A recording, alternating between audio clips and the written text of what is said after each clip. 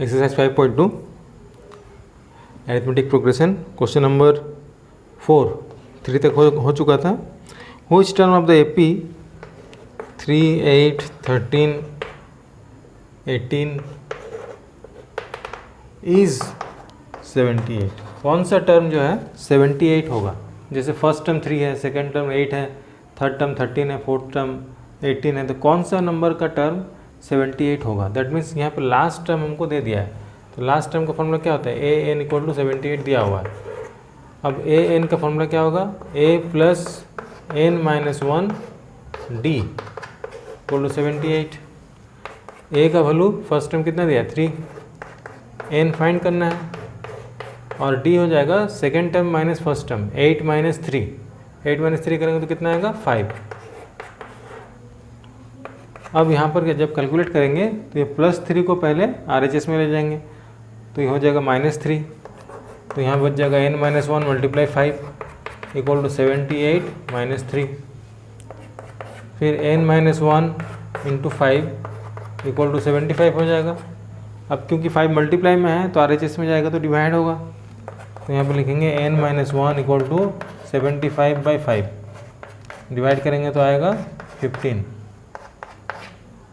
तो n equal to 15 plus 1 equal to 16, मतलब 16th term जो होगा वो 78 आएगा।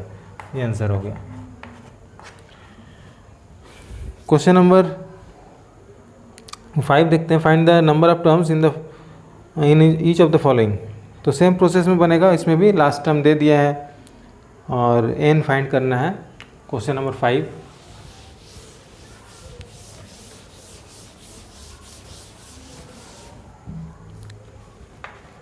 का फर्स्ट पार्ट, इसमें एपी दिया हुआ है 7, 13, 19 dash dash dash. Last term यहाँ पर दिया है 205 और n फाइंड करना है। ए एन हो गया 205। ए एन का फॉर्मूला लिख देंगे, a plus N minus 1 D equal to 205। फिर a का वैल्यू लिखेंगे 7, n फाइंड करना है, d हो जाएगा 13 माइनस 7 तो कितना आ जाएगा? 6। ये हो गया 205। तो सबसे पहले 7 को हमको ले जाना है, ठीक है। तो यहाँ पे बचेगा n माइनस 1 इंटू 6, ये बचेगा 205 में 7 माइनस करेंगे तो n माइनस 1 इक्वल टू हो जाएगा, इसको माइनस करने से कितना आएगा? 198। और ये जो 6 है मल्टीप्लाई में था, यहाँ आके डिवाइड हो जाएगा। 6 3 18, 6 3 18, 33 है, तो n इक्वल टू हो जाएगा 33 प्लस 1 इक्वल टू 34। बहुत इजी क्वेश्चन था। नेक्स्ट क्वेश्चन,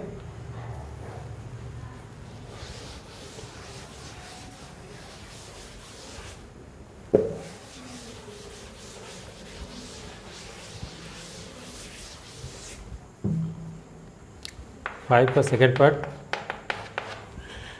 18 फिर 15 होल नंबर 1/2 फिर 13, इस तरह से कोई एपी दिया हुआ है। लास्ट टर्म दिया है -47। तो यहाँ पर पहले कॉमन डिफरेंस हम फाइंड कर लेते हैं। फर्स्ट टर्म a1 हो गया 18, a2 हो गया 15 टू जो 30 प्लस 1 31/2, ठीक है। तो d हो जाएगा a2 माइनस a1 31/2 माइनस 18। यहाँ पर LCM हो जाएगा 2, तो 31 और ये 18 टू जो 36, तो -5/2 आ रहा है कॉमन डिफरेंस। और फर्स्ट टर्म पता है, लास्ट टर्म भी पता है। अब फाइंड करेंगे n का वैल्यू। तो a n इक्वल टू 47 दिया हुआ है क्वेश्चन में, -47। a n का फॉर्मूला लिखेंगे, a plus N minus 1 D equal to -47। फिर a का वैल्यू 18 है, 18 प्लस एन माइनस 1 डी का वैल्यू निकला है -5/2, तो उसको ब्रैकेट में लिखेंगे -5/2 -47। अब +18 को सबसे पहले RHS में ले जाएंगे तो हो जाएगा -18। तो यहाँ बचेगा n-1 इंटू -5/2 इक्वल टू -47 -18। ये हो गया n-1 इंटू -5/2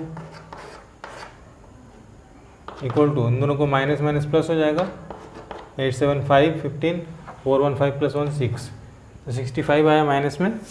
अब ये मल्टीप्लाई में है तो जो 2 डिवाइड है यहाँ पे वो मल्टीप्लाई होगा, और 5 मल्टीप्लाई में है तो डिवाइड हो जाएगा, रेसिप्रोकल हो जाएगा जब आर जिसमें जाएगा तो n-1 equal to -65 into 2/-5, minus minus cut, 5 13 × 65, 13 2 = 26, तो n-1 इक्वल टू 26 हुआ, -1 को आर में ले जाएंगे तो +1 हो जाएगा,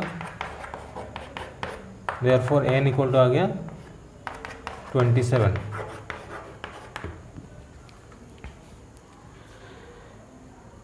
क्वेश्चन नंबर 6,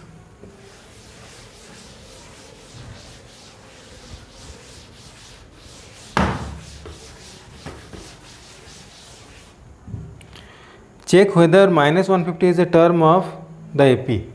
चेक करना है -1, अगर n का वैल्यू होल नंबर में आता है, नेचुरल नंबर में आता है तो वो AP में होगा, अगर पॉइंट में आ जाता है, फ्रैक्शन में आ जाता है तब वो AP में नहीं होगा। ठीक है, तो चेक करते हैं n का वैल्यू किस में आएगा। यहाँ पर AP को लिख लेते हैं 11 8 5 2 इस तरह से जा रहा है, और हमको चेक करना है कि -150 यहाँ पर इस सीरीज़ में आएगा कि नहीं। तो n इक्वल टू -150 पुट करेंगे। अब a का वैल्यू क्या है, n का फॉर्मूला है a + n-1, d equal to -150, a का वैल्यू दिया हुआ है 11, n-1, d का है 8 - 11, 8 - 11 करोगे तो -3 आएगा। अब सबसे पहले इस 11 को हम RHS में ले जाएंगे, तो n-1 इंटू -3 इक्वल टू -150 -11, तो n-1 इक्वल टू, इसको दोनों को माइनस माइनस प्लस हो जाएगा, 161 हो जाएगा, और ये मल्टीप्लाई में है तो -3 यहाँ पे आकर डिवाइड होगा। अब 161 को हम 3 से परफेक्टली डिवाइड नहीं कर पाएंगे, पॉइंट में आ जाएगा, फिर भी इसको आगे थोड़ा सा और कैलकुलेट कर लेते हैं। तो n इक्वल हो जाएगा 3 1 = 3 + 161 164/3, इसको डिवाइड करेंगे तो 3 5 = 15, 3 4 = 12, 2 0 2, तो पॉइंट में आ जा रहा है, तो आंसर हो जाएगा नो, -150 इसका टर्म नहीं हो सकता है। Question number 7, find the 31st term of an AP whose 11th term and 16th term is given. ठीक है, तो इस तरह के क्वेश्चन बहुत इंपॉर्टेंट है। क्वेश्चन नंबर 7 जो है, देखो बहुत इजी तरीका है इसको सॉल्व करने का। 31st टर्म फाइंड करना है और गिवन है 11th term and 16th term. तो 11th टर्म को हम लिखेंगे इस तरह से, 11th टर्म कितना दिया है 38, और 16th टर्म दिया हुआ है 73। तो इसमें से क्योंकि 2 टर्म का वैल्यू दिया है इसलिए इसमें 2 इक्वेशन फॉर्म होंगे। 11th टर्म को हम लिख सकते हैं a + 10d, जितना टर्म रहता है उससे 1 माइनस करके लिखते हैं, क्योंकि n-1 होता है, तो n का वैल्यू यहाँ पर 11 है, तो 11 - 1 10 हो जाएगा, तो ये हो गया इक्वेशन 1। और यहाँ पे 16 है तो a + 15d हो जाएगा इक्वल टू 73, ये हो गया इक्वेशन 2। अब इन दोनों इक्वेशन को हम एलिमिनेशन मेथड से सॉल्व कर लेंगे, by elimination method.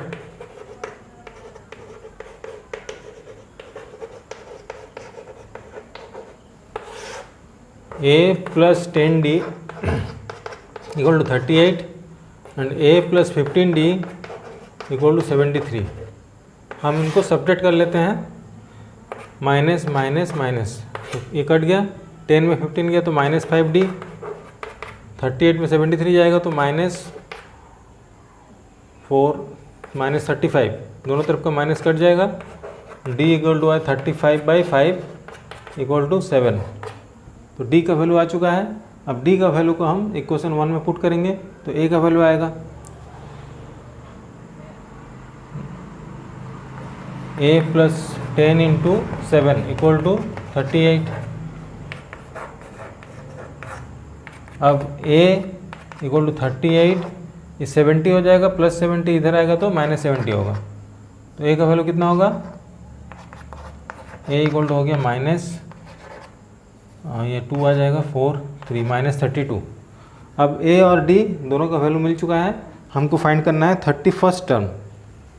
Therefore a 31 equal to a plus 30d होगा। अब ए का वैल्यू आया है माइनस 32 और 30 इंटू डी का वैल्यू दिया है 7, तो माइनस 32 प्लस 210 8 4 17 178 इसका आंसर होना चाहिए।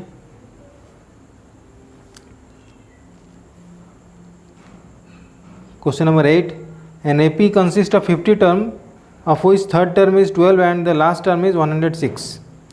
तो एक AP में 50 टर्म है, 50 टर्म, तो 50th टर्म यहाँ पे दिया हुआ है और थर्ड टर्म में दिया हुआ है, तो सेम प्रोसेस में बनेगा।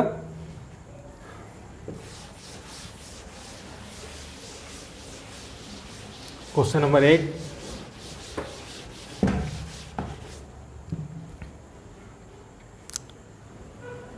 गिवन है 50th term, A 50th equal to दिया हुआ है 106 दिया हुआ है एंड थर्ड टर्म दिया है 12, ए 3 इक्वल टू 12।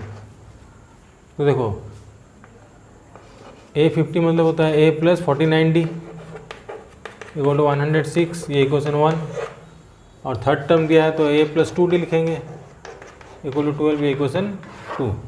फिर एलिमिनेशन मेथड यूज़ करेंगे इसमें, A plus 49d equal to 106 and A plus 2d equal to 12।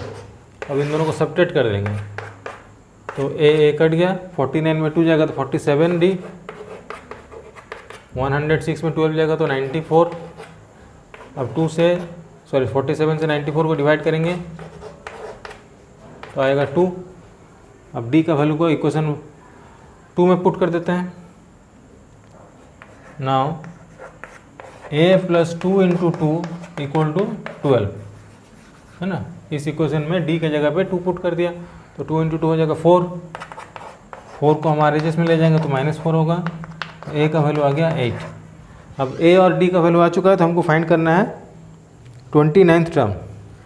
Therefore a 29 equal to a plus 28d। तो ए का वैल्यू कितना निकला है 8, 28 इंटू 2, डी का वैल्यू 2 निकला है, तो 8 प्लस 56 64 हो जाएगा answer 29th term.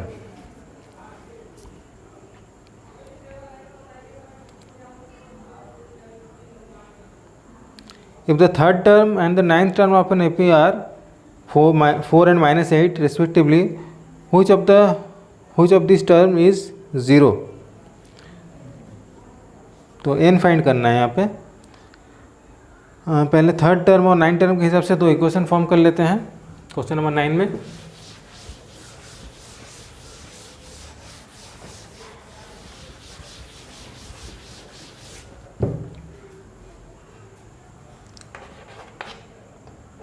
Third term दिया हुआ है 4, third term equal to 4 and ninth term दिया है -8, तो ये हो जाएगा a plus 2d equal to 4 and a plus 8d equal to 8, ये इक्वेशन 2 -8। अब इन दोनों को सॉल्व करते हैं एलिमिनेशन मेथड से।